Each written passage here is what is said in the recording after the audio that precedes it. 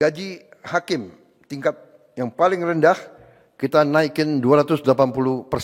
Dan ini akan kita terus pemantau. Kita minta hakim-hakim kita hidupnya baik, kualitas hidupnya baik, hidup terhormat, supaya dia tidak bisa disogok. Kita juga sekarang sudah punya program, kita lagi membangun 1.582 kapal nelayan modern.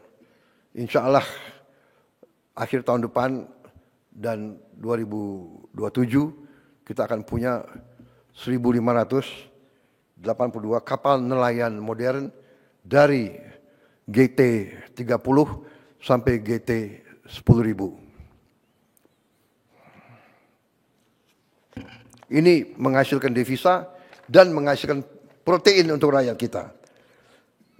Capaian di bidang hukum dan pemberantasan korupsi. Gaji hakim tingkat yang paling rendah kita naikin 280%. Dan ini akan kita terus pemantau. Kita minta hakim-hakim kita hidupnya baik, kualitas hidupnya baik, hidup terhormat, supaya dia tidak bisa disogok.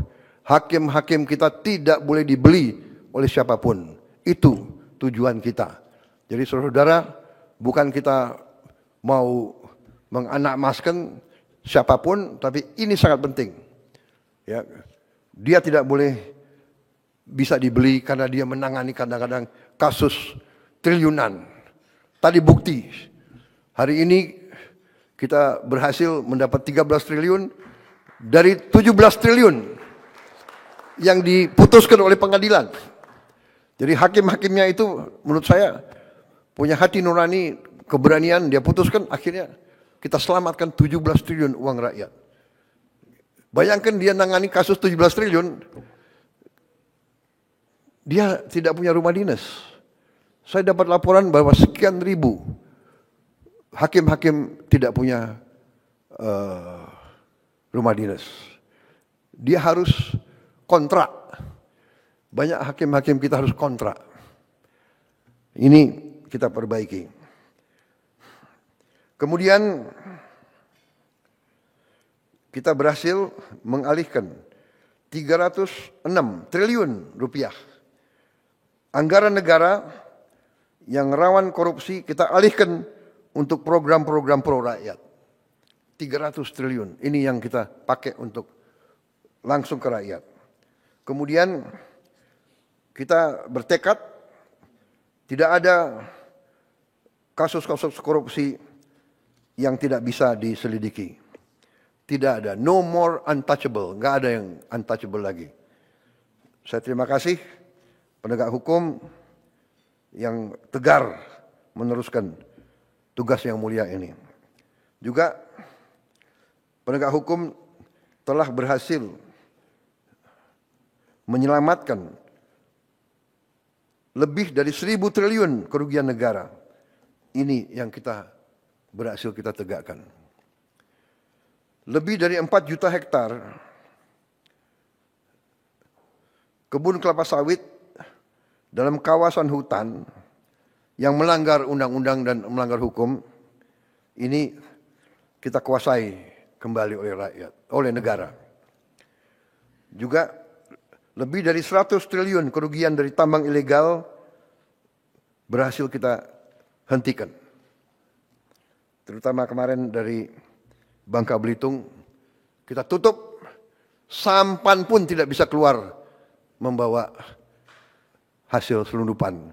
Saya dilaporkan yang terakhir itu 1 sampan, isinya timah, berhasil ditangkap oleh Angkatan Laut kita.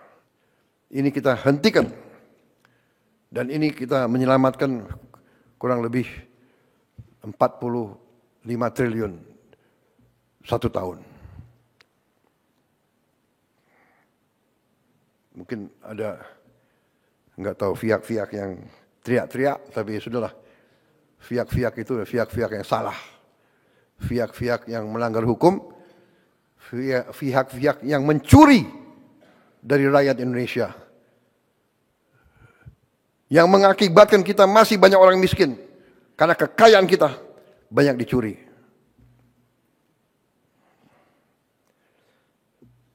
Saudara-saudara, di bidang pertahanan, keamanan, ketahanan, dan diplomasi, terus kita perkuat TNI dengan tambah batalion-batalion. Kita tidak mau mengganggu siapapun. Tugas kita, tugas TNI hanya mempertahankan kedaulatan Indonesia. Tapi kita tidak boleh lugu, kita tidak boleh lengah. Tadi saya katakan ada 110 perang yang berlanjut, padahal anggota PBB ya sekitar 200. Bayangkan 110 konflik. Ya, mudah-mudahan kita bisa ikut berperan di bidang penyelesaian Gaza. Saya sudah perintahkan TNI siap untuk ngirim 20.000. Saya kira juga sudah ada kontak sama beberapa negara menanyakan kesiapan kita. Ya. Kita siap untuk mendukung upaya perdamaian di Timur Tengah.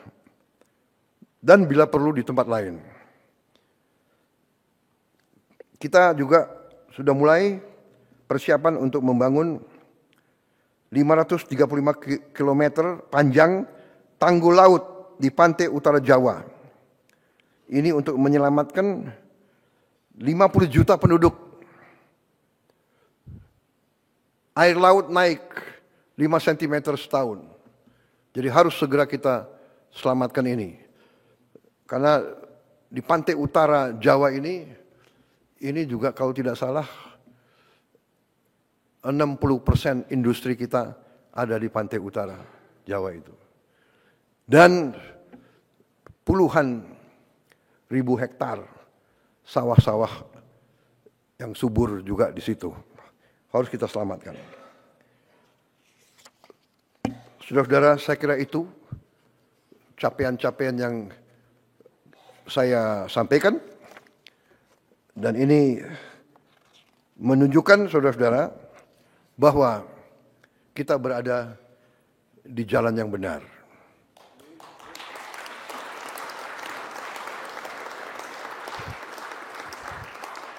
Saya percaya bahwa menjalankan pemerintahan ternyata sebenarnya tidak terlalu rumit. Pertama, awalnya harus dari niat. Niat kita harus baik. Niat kita sungguh-sungguh untuk menjalankan